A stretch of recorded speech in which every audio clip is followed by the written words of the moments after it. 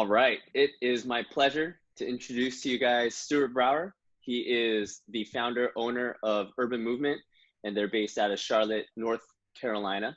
He also has a very successful micro gym consulting business that is WTF Gym Talk. So it's a pleasure to introduce Stu today. Oh man, D, thank you so much, dude.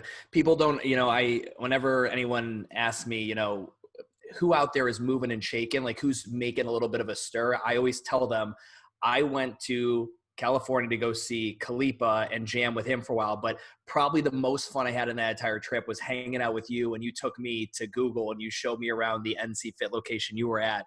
And I was like, and he's a guy that's moving and shaking. He's got into this corporate wellness gig. And I remember you sent me that very first keynote you gave, and you shot it. It was just on a phone from a distance, and said, I've been watching what you've been doing, man. And I'm super, super happy for you. And I mean, I just want you to keep putting your head down and doing what you've been doing, because it's been so cool to see from a distance. No, I appreciate that, Stu. And a lot of it comes from learning from guys like you and the people that are really trying to push this new standard for professionalism and innovation, and just being at the front helm of the fitness space. And I think it's so important, especially with the backdrop of COVID-19.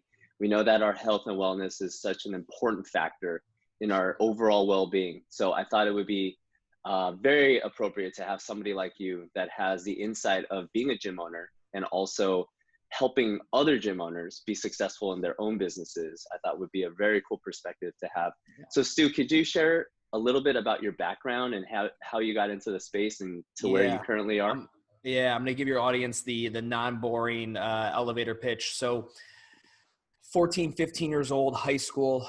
I'm at an all-boys school. I play lacrosse. If you guys who don't have a visual, I am at that age, I'm 145 pounds soaking wet, and I'm a ginger.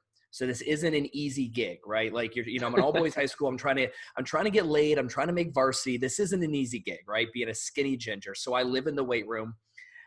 That takes me to college and university, where I studied exercise physiology. That's what I got my degree in. I was all set, ready, accepted to attend a master's program at MTSU in Tennessee, and I bailed.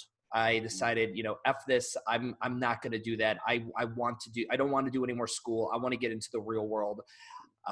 During my internship years in college, I was working with CrossFit facilities and Velocity sports performances in Nashville, Tennessee. And so I just immediately, I didn't even walk at graduation, just left and jumped right into working at a local CrossFit affiliate.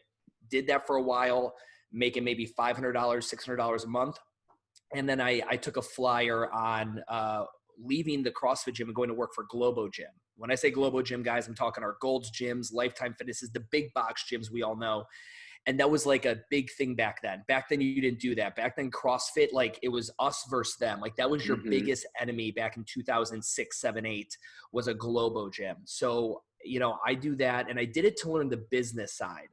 And it is the single thing I will say that put me light years ahead of my competition when I did open up my brick and mortar. The ability to sell, the ability to hire, fire, marketing budgets, strategy meetings, facility layout budgets. Like I just had this crash course in business, and I did very well in the Globo Gym. I went from one company to another. I ascended the hierarchy, making more money than I should have at that age. I moved to Charlotte, North Carolina for a VP job with that company. And, at some point then I said, I'd made enough money. I'd saved some up. I said, what, I'm going to start my own thing. I did. They found out, they fired me. And that was the kick in the ass needed to start my own business. And that business has evolved into the variation that we all know today, which is Urban Movement. Formerly it was CrossFit South End. I was a CrossFit affiliate for 8-9 years. And we restarted a rebranding process in that transition back in 2014. Concluded it officially in 2017 when I bought up some commercial property in Charlotte, North Carolina. Open up this really cool place for people to work out and get work done. We've got about a 2,000 square foot coffee shop, big ass Wi-Fi lounge, lot, showers, restrooms, the deal. I got a spin studio in there that I rent space to, office space for other tenants, and then Urban Movement on the backside. And that is my franchise-based model that pre-COVID, we were well rolling on our way to start rolling out the franchise model. And now we're kind of pumping the brakes on for a minute as we reevaluate the landscape. And that's on the fitness side. And then in 2015, my CrossFit gym was rock and rolling without me, didn't need me. I started creating content under the handle of WTF Gym Talk, videos, vlogs, podcasts, articles, and then that turned into consulting. So the consulting with WTF and the content creation is a full-time job, not a business, but a job, Monday through Monday. And Urban Movement is my business that I no longer work in. I hold an office there. I have meetings with my staff. I'm very involved in the business side of it, but I don't truly work in it as much anymore. You might find me at the front desk folding towels with the front desk girl and hanging out and schmoozing with members and shit like that. But and that's currently where it sits today. That's awesome. You just mentioned something, Stu. I think it'd be worth for us to kind of unpack. What is the difference when you say a business and what? Correct. So WTF Gym Talk will never be a business. I'm not trying to become Two Brain or a company that will exist outside of me. I look at WTF Gym Talk, the way I charge my clients, it's hourly. It's like a lawyer. Okay. Without me, if I die tomorrow, the business dies too. There is no scaling WTF Gym Talk. It's a job that I thoroughly love. It is a great job, but the business, like Urban Movement's a business because I can walk away from it. I could die tomorrow, and in my living will, it's good. It goes to my GM, like they handle it, like the business would still do its thing. Got it. So that's what the difference when I talk about that. And I'm very open and honest. I'm very picky with those two words. There's a difference. A lot of gym owners say you own a business. You don't. You own a gym, which provides you a 60-hour-a-week job that probably pays you $31,000 a year. And if you were to remove yourself from it, the business would go under. That is not a business. That is a job. And there's nothing wrong with having a job. However, if you want a business, there is an evolution that needs to occur. And it takes years and years for that to happen. But you just need to be very honest with yourself. What do I have? I don't care if you have an LLC and the IRS labels you as an S Corp. It's not a business, in my opinion, until it can operate and thrive without you, not just merely survive. Gym owners will take a weekend course and they're like, I was able to get away for a weekend. And I'm like, great, the business will survive. But when you went back on Monday, did it have more money in the checking account than when you left? Yeah. Did you have more members than when you left? Did you develop more coaches than when you left? And the answer is generally no. It just survived. Yeah, no, that's a really good point. That's a really good point. Can you, in your mind, when you think about your journey of that evolution of understanding, hey, I want to go from a job to a business, what were some of the pivotal moments during your experience of realizing, wait, I can't coach every class. I can't be here every single day if I actually want to be able to service a larger group of people or expand the business or become a franchise? I'll continue to give nods to my Globo Gym business days where I was really learning it, where you learned it takes a village. Like I was the best salesman in the company. There was nobody who could sell more personal training than me, bar none. But I was one dude. That means I could take 6 shows, 7 shows a day. Like that's it. Like that's all I could do is take those appointments. So you had to train other people. My very first, and I realized early, you don't want to hire trainers. You want to hire people who are magnetic and infectious and personable, and then make them trainers. Anyone could become a trainer. We could take any one of your listeners who is not in the fitness industry. I could sit them down on my laptop, and within 24 hours, they would have an online certification that legally made them a trainer, or by credentialed made them a trainer, get them insurance to insure them as a personal trainer if they got this online certificate, and they could start training people. The fitness industry is completely unregulated in this country. You do not have to have, there's no cosmetology board like there are with salons and hairstylists. Yeah. So it's a kind of a wild west. And I realized, don't find trainers, find infectious people. And that very first infectious person I found, her name is Sarah Isaac. If anyone who listens to my content knows I refer to her as Isaac. She has been my GM and my head go-to for going on 10 years. She just had a kid, and now she has her own Isaac underneath her, our assistant GM. His name is Deuce. And I just figured out early, I invested in people. I didn't buy new jerk blocks. I wasn't getting the new Rogue Echo bikes when they came out. I invested in people. Yeah. I put all the money into people because people grow your business. That's the only thing that does. When you have these consultations with various gym owners, whether they're a CrossFit gym or a yoga studio or martial arts studio, what is the most challenging thing that they have to overcome to really excel and become great? If we stay in the same vein of, the HR department and the human Hmm. resources, it's understanding there's some basic math that needs to happen where Hmm. can we afford to take a set amount of money and give it to another person and slowly build them up. If you franchise a Metabolic, a popular fitness chain in the United States, or an Orange Theory, you open up day one with several WTO employees, like you've already built into your pro forma their salaries and their benefits and the cost of this. You don't grow into your business. Mm. Most entrepreneurial based small business owners that are micro gym owners, they grow into their business. Well, I started Mhm. in my garage with a little bit of equipment, and then I grew Mm. into this next thing. Then I grew into this, and then finally I got my first employee, but they started off as part-time, and then I added some hours every single week. Mhm. And there's nothing wrong with that. However, the timeline of that just has to pair up perfectly. Mm. Meaning the owner has to be making, enough money to then be able to reallocate funds in the payroll department. And that individual generally gets started, and you know this because you coach. Most people getting into the fitness industry will sacrifice compensation for fulfillment. There's the two things you can do in That's HR. totally You true. give people compensation and you give them fulfillment. And in the early stages, most people are leaving a job or something they didn't want to do, and now they love fitness and they'll be willing to coach almost for free.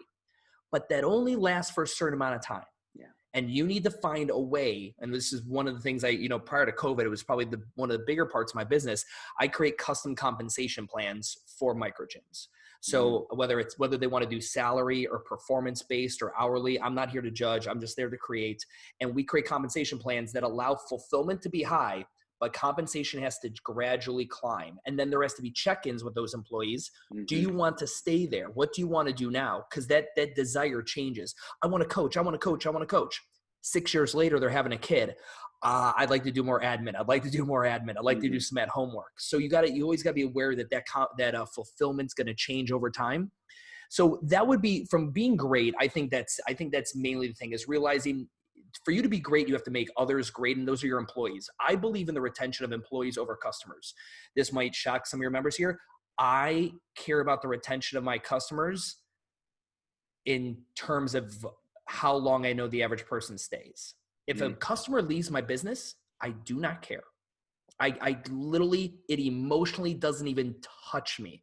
We have a number, which is our average lifetime client value or average LOM length of membership.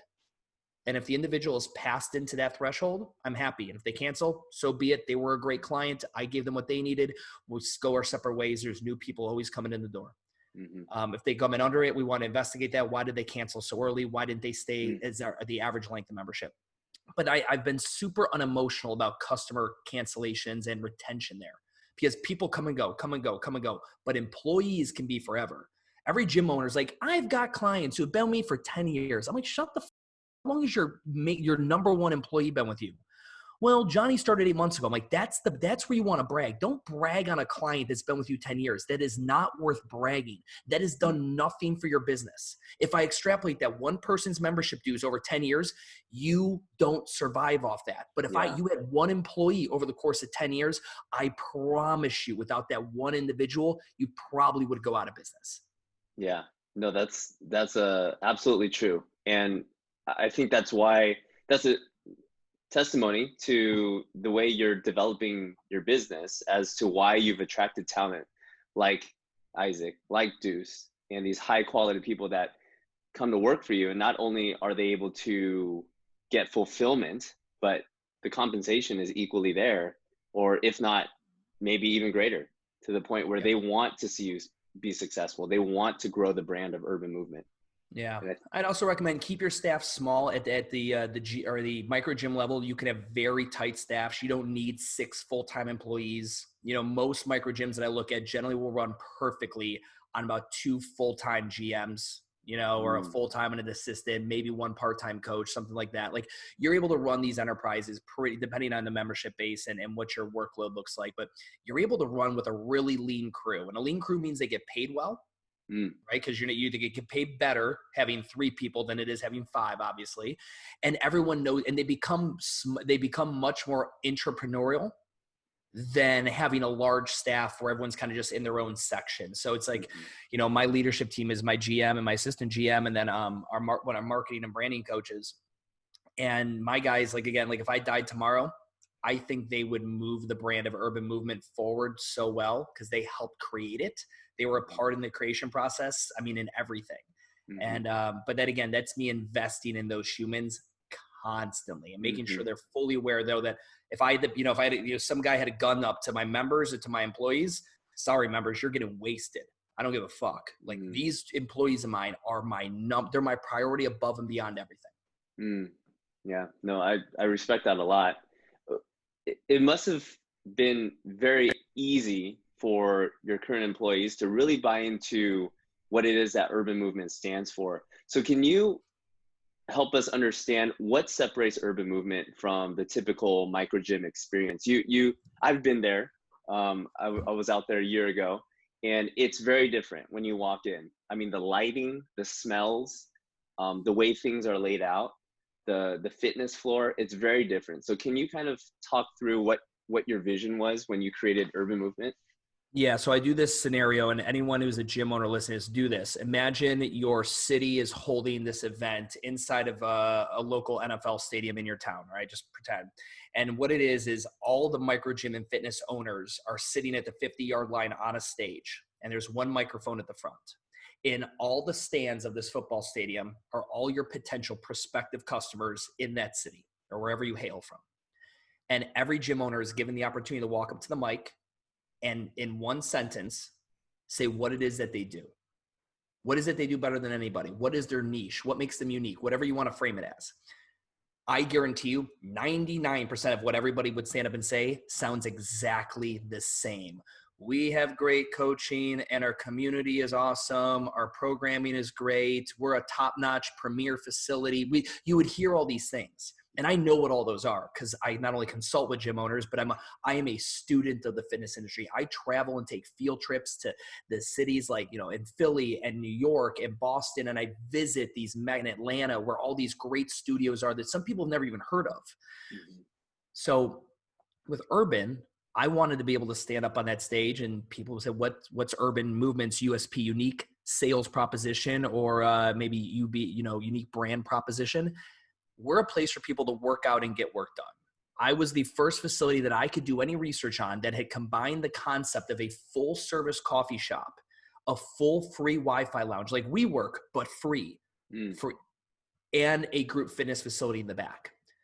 That was the beginning of it because I knew what most gym owners are thinking of, like, well, what kind of equipment am I going to get that nobody else has? And how am I going to run my program, my workouts like nobody else is? Those are things that are easy to replicate. You can copycat them immediately.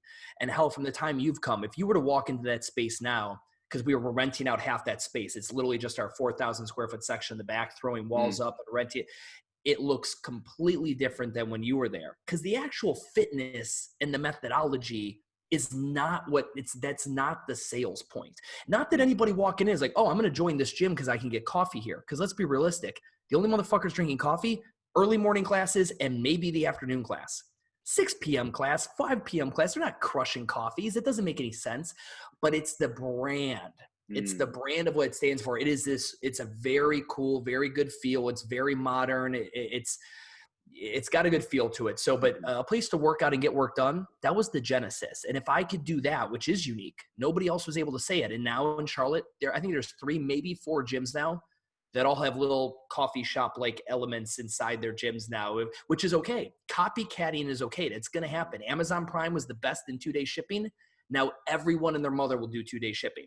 And then they're going to be the best for 1 day and the best to drone, and everybody will continue to follow. But when you are the OG or you are the one who did it the best and everyone has to copy you, everyone just sitting there salivating, waiting for what you're going to do next. Yeah, no, I love that because you're building authority around at Urban Movement. We breed innovation is what it sounds like. And you're looking for the next best thing and you're not afraid to try different things. No, we're not. And, I saw our ability, our niche to get granular for people. We fit in, I tell people we're like Orange Theory, but it's not boring. And we're like CrossFit, but it's not douchey. And no offense to the CrossFit gyms out there, but CrossFit is an incestual brand that every gym is an ancestral version of the gyms that they had seen in the CrossFit world. And those are all ancestral versions of the gym.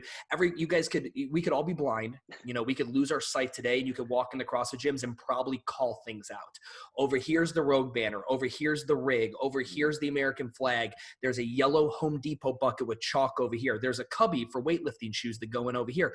And you can call it out. Jason Calippo was probably one of the first to be public about bringing aesthetics into a brick and mortar CrossFit facility.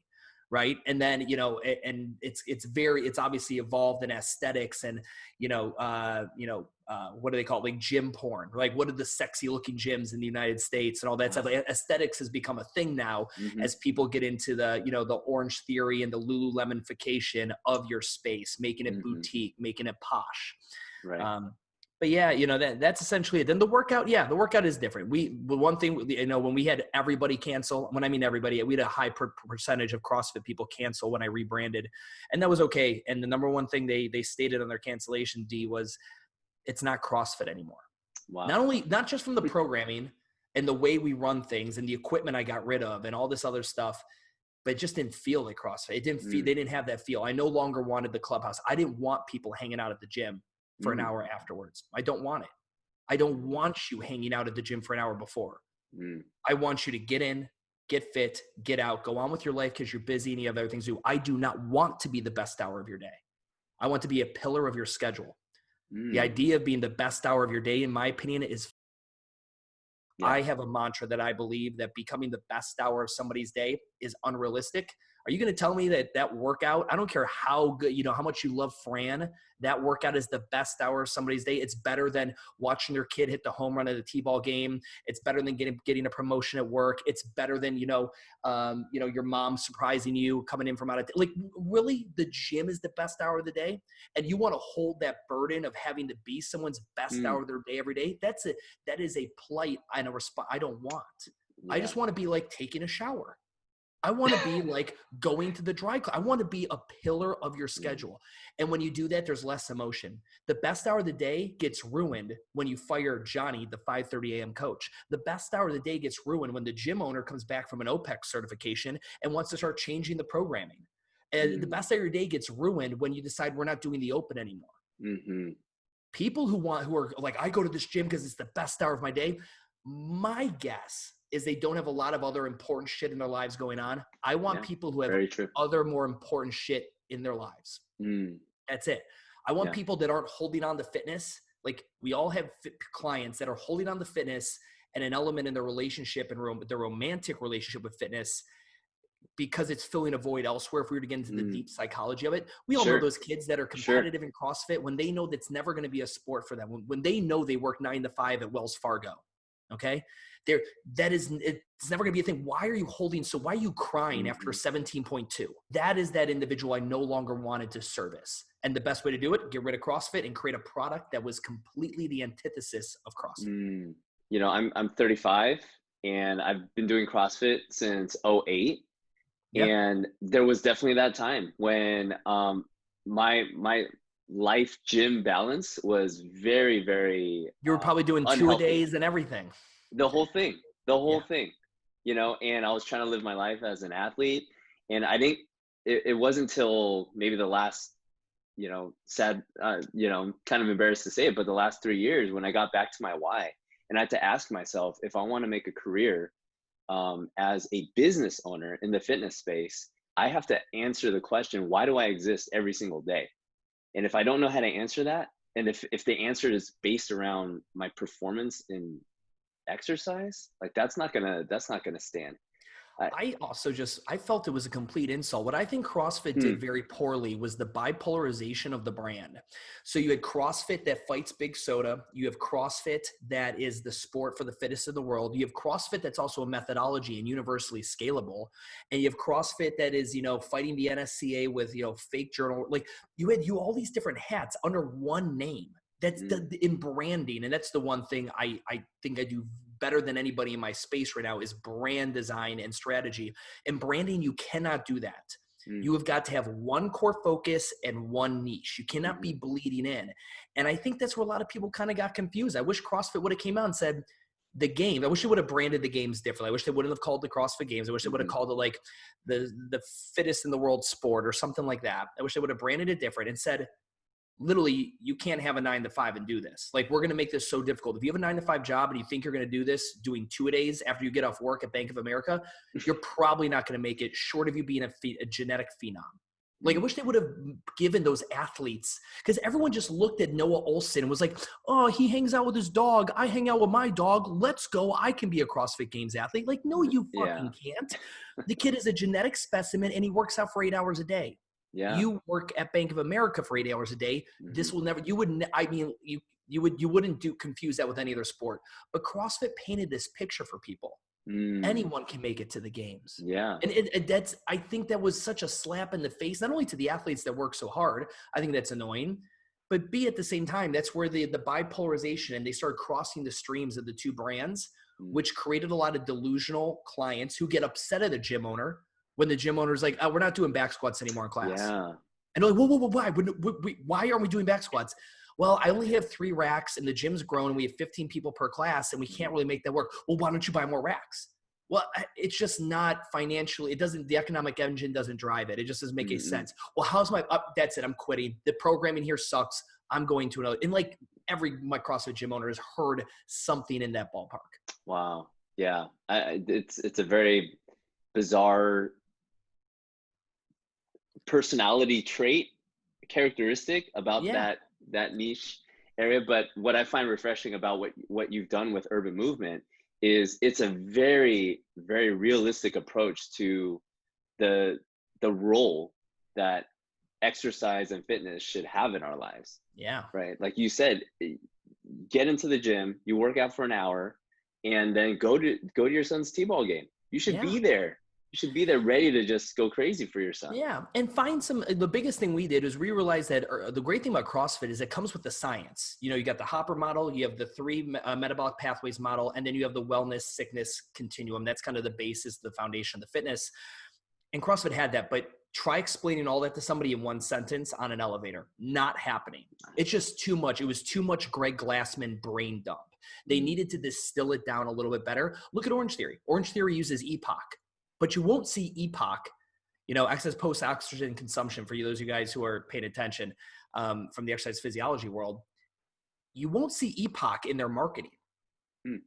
They're just small group personal training. When you and me both know 45 people in one class, sure as hell isn't small group personal training. Yeah, right. But that's where, with Urban Movement, we're able to brand and market this thing appropriately. And we tie ourselves to certain science. Like, we are working on literally, we have our tempo theory, which is based in time under tension theory that is already out there with our own spin, our own brand on it. And that's the cornerstone. What is Urban Movement? Because I can say group strength and conditioning, that doesn't help anybody.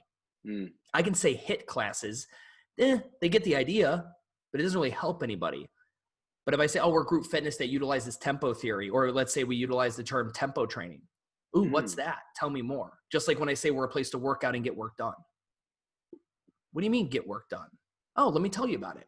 So, there's in marketing and branding, which again, if I had to have a niche in what I do, that is it. Taking what you do and distilling it down into the most bite-sized, scalable and digestible piece possible. And I think a lot of CrossFit gyms, unfortunately, got caught up in the bipolarization branding of CrossFit, and they just didn't know what to say they were. They just had no idea. Yeah. And I'm sure it's very fulfilling for you to be able to help educate and to better understand, help the gym owners better understand what they're trying to do for their local communities. Yeah, I was on track to do 10 independent WTF speaking gigs across the country. We were talking to a couple in Ireland and Germany as well. All on branding, rebranding and branding CrossFit gyms. I held a 3-day summit last year on rebranding CrossFit gyms and how to further your own brand and all this other stuff. And now with everything going on in the realm, it's nice because we have all this content that gym owners can access for free on this. Sure. And it's not nice from I told you so perspective. It's just nice that now people will actually listen, because I think a lot of people heard me talk about the idea of rebranding, or what I call repositioning the brand, 2 different things, and they instantly tuned me out. Nope, CrossFit forever. And now with light of recent situations, people are like, all right, maybe I'll watch that video. Mm. Right? That guy drops the F-bomb a lot. I don't like his face. I'm not a big fan of gingers, but maybe I'll watch that video. So I welcome the opportunity for people to educate themselves more, because it's something everybody needs to understand if they own a business. Yeah, no, that's absolutely true. So, Stu, it sounds like your superpower, if you were to have one, is to be able to see beyond 24 months, to see beyond 48 months, is to really look at the landscape of the place that we're in, that is a fitness space. So, what is your superpower when it comes to your business of Urban Movement or your job of WTF Gym Talk? What is it that you're using that you personally possess that are bettering other people? You know, I because of my macro level 30,000 foot view of the industry, because I travel out for day trips to meet with you and Kalipa and see his stuff, right? Because I go out and I I flew out when I first found Alchemy 365, which is an amazing micro gym brand. I just fucking flew out for a 1-day trip, met with the CEO, and just learned about this. Like I'm constantly a student of the industry. Mm-hmm. And when I mean a student, like I could give you the history of brick and mortar fitness back from Jack LaLanne all the way to the first Gold's Gym in Venice Beach, all the way to Curves, which was the fastest fitness growing franchise ever. If anyone remember Curves, it was women's only stationary equipment, to the fall of Curves, the downfall of them, to Bikram yoga, to CrossFit, to Orange. I understand the history of it. Mm-hmm. And when you understand the history of it, you're able to make very intelligent business decisions that to others might seem dumb, or that at other times seem very Nostradamus. Right? So like a year ago, I announced to everybody in my vlog, we are going to an in-place model. I put big squares on the floor at Urban Movement. I remember that. I numbered them all out, and every so when you walk in, it's an in-place model. It's similar to spin studios and yoga. That vlog comes out. 33% of people say, dude, that seems cool. 33% of people say, you're an idiot. And 33% of people are like, you're not only an idiot, but that is sacrilegious. You're little, I hope you fail and your face lights on fire. Like There's just this visceral anger with somebody shaking it up that has maybe a tiny bit of influence. And now fast forward to COVID, I mean, everyone's got these squares to be whatever. So granted, while mine is what I call operational capacity model of a stay in place, everyone else is doing it to abide by government regulations with social distancing. But that's just an example of where someone might be like, oh man, you were ahead of the curve. Like, no. I'm on track for my own thing. It just might seem ahead of the curve compared to your thing, which I do believe a lot of micro gyms, CrossFits especially, are in a very archaic business and operational capacity model and equipment model. I think we're all going to look at pull-up rigs and laugh our asses off in 10 years. Pull-up rigs are the biggest monstrosity of wasted steel and space in these 3,000 square foot warehouses for the most limited return possible. And there are OG guys who are like, nope, this kid's an idiot. I'm hanging up now, Dan. I'm not listening anymore of your podcast because that guy said no to rigs. I pulled out the rig in 2017. I've been planning on doing it for a year or two. And the amount of people that cancel my gym, talk about 30, 40 people overnight, gone. Wow. Yeah. It didn't matter. They were the wrong people in. Right. Tell that to the next 80 that came in afterwards. Right. And it didn't know any better. That I was able to write a new narrative. And so, my superpower is, if I had to pick, my superpower lies in brand design and identity, telling the right story and creating something that truly does stand apart and look unique. Whether that is because, I don't think it's any power to be able to foresee the future or fortune, cookie type scenarios. I think it's just because I am truly just constantly learning and seeing what other gyms and models do. The amount of gym memberships I have is insane. But yeah, like it's just that kind of a thing. I think it really. And also have the luxury because I'm not a day-to-day worker inside of a gym. I'm able to travel and go do this. And if I see a model that looks neat in Scottsdale, Arizona, I'm on a flight the next day. Pre-COVID, and I just I'm gone. I want to go see it. I'm going to take 3 classes there. I want to see what they're doing. Yeah, no, I love that. And I think that is true that you may have the additional bandwidth to do all those things, but let's be real. If it's important to you, you're going to make the time. You're going to find the resources. You're going to make it happen so that you can go out there to learn best practices, to become an authority, to become a thought leader when it comes to some innovative type of model that can allow to input the greatest amount of good for the people that are in front of you, that are trusting you with their health and wellness. That's really important. Yeah, man. Moving forward, think towards the end of 2020 into 2021, what importance is the role of a fitness professional? So, you and me obviously have a mutual friend in Dr. Sean Pastuch in Active Life. And obviously I know the good work you guys have done in the past and all that. I believe now, I think when we look at all the body count, right? So in COVID, and I'm not saying vaccine, I know everyone wants a vaccine, but guess what? Flu has a vaccine, it still kills 50,000 people a year. But when we zoom out from COVID and we look at the body count, I think you're going to see at the headlines of every article, whatever, looking in hindsight being 2020, which is really ironic and punny in its sense. But the hindsight's going to be sick people died quicker. Some people who were healthy died too. I know that. I think that's going to be a fraction of the percentage. All right. There's anomalies in everything. Right. And I think one of the things I'm hoping is that we don't just forget about it and we realize that fitness and wellness is going to enable you to be more resilient in life. I personally, and I believe, and I don't even think I'm a conspiracy. I personally do not know anybody who has had COVID. Personally, I don't know a soul. I know people through 7 degrees of Kevin Bacon kind of scenario, or this person, my friend's friend, that kind of thing. But I personally don't know anyone. But I'm also the product of the people I hang out with. I hang out with a lot of fit people who make fitness of some degree a priority in their life. I truly, I'll go to a nursing home right now and let all those old people cough in my mouth. I have zero fear I truly believe I'm a mentally healthy, physically healthy specimen, and my body, if it caught COVID, would be able to fight it off. And that is my hope and my prayer, right? I'm medically ignorant for any of your audience that's listening to this. I'm going through it with a fine tooth comb. I'm medically ignorant, but that is my belief. And I believe as we move forward beyond 2020, people look back and talk about one of the best pieces of preventative medicine that costs the least and has the highest impact will have been the concept of physical and mental health and fitness. Yeah. I truly believe that. I think that starts with just doing the basics really, really well. I think basics really well. It's it starts really just getting to the point where you should be able to be out of breath and not be out of breath. Meaning you should be able to breathe heavily and it's not debilitating. It's a very, again, if you can get out of breath to the point where it's debilitating, you're instantly in that. If we go back to CrossFit's wellness and sickness continuum, you're already on the sickness gauge. Meaning every autoimmune disease disorder, every sickness, every pandemic, every disease can have its way with you and possibly throw your immune system around like a rag doll. But being physically fit, now again, there are physically fit people that drop dead. I get it. Again, let's stay out of the loud minority. Being physically fit and mentally fit too. I know a lot of people who are physically fit and mentally in the trash due to depression, anxiety, whatever it may be.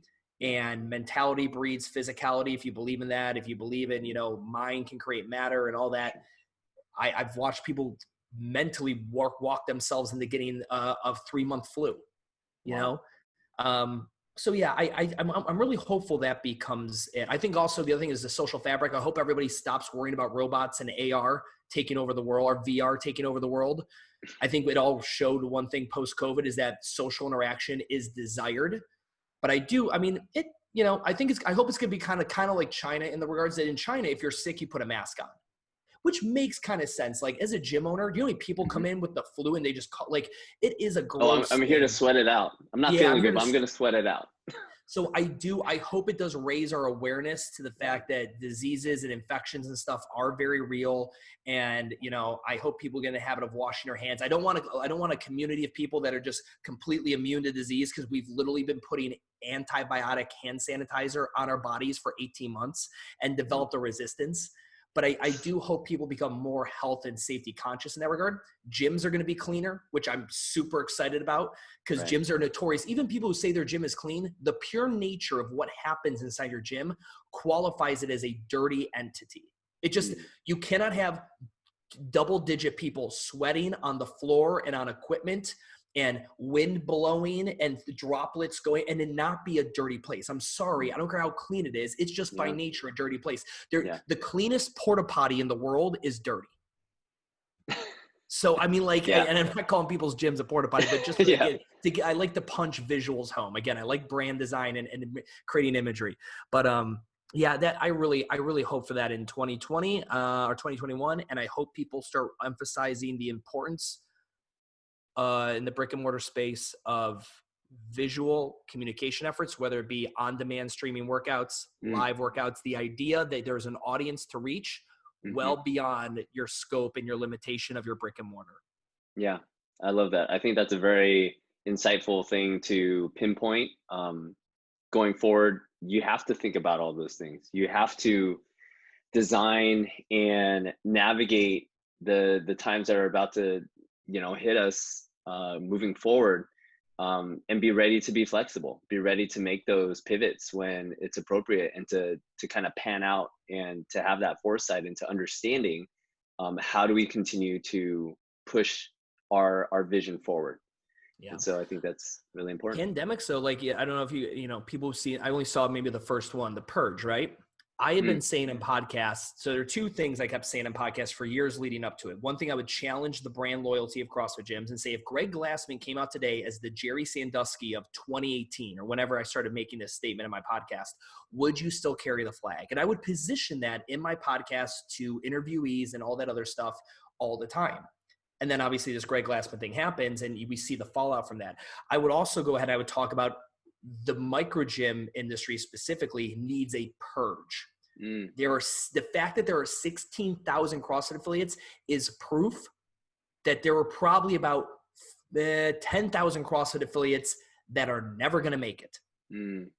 Like that are, again, going to never create a business. And if you define a business like I do, something that you can walk away from and it thrives without you. There's too many. Like Orange Theory, the strongest financially most stable fitness franchise business in the history since Curves, has 1,200 locations in 8 years. Now, granted, it costs hundreds and hundreds, upwards of $1 million to start. It takes 3 or 4 fucking rich ass doctors to get together and get the money together to franchise one. So I understand the low barrier to entry in CrossFit.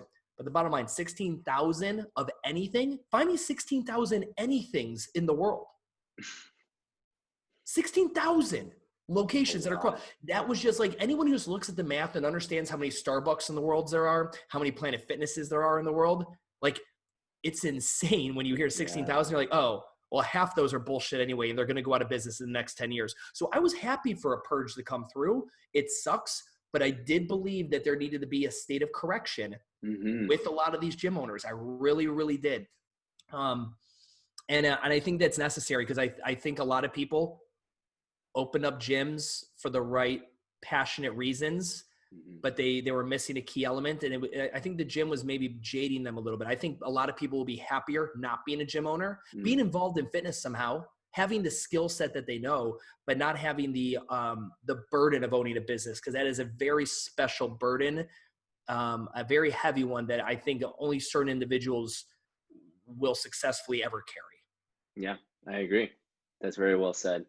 Stu, to wrap things up, if people that are listening to this or watching it and they want to reach out to you, they want to learn more about how you've developed Urban Movement over the last few years and how it's exceeded beyond what other people in your space are doing. And also on the WTF Gym Talk side, if they want to book a consultation with you, how can they get a hold of you? I would recommend, guys, in WTF Gym Talk, I started a vlog in 2019, 18, whatever it was. And it's in chronological order. It's on you. Everything is at WTF Gym Talk. And it walks you through so much of what was going on with Urban. I use my own gym as a petri dish and an experiment and telling gym owners, hey, I did this, I tried this, I hung the rings, I got rid of the rig, this is why I fired all these clients, this is why this happened. And you could follow it along and binge it. I think it'd be really valuable and entertaining. So anything, every social media handle at WTF Gym Talk. And then Urban Movement, take the vowels out of movement, guys. We're the only one out there. If you're ever in Charlotte, North Carolina, shoot me a DM. Tell me, you heard it on Dee's podcast and you're in Charlotte. I'd love to buy you a coffee and shoot the shit with you and invite you in for a workout. So Awesome. Thanks again, Stu, so much for your time today, giving us some insight into your understanding of the fitness space and how you've been so successful throughout your journey. And it's been awesome. I hope to do this again soon. Absolutely, man. It's always good to chop it up with you.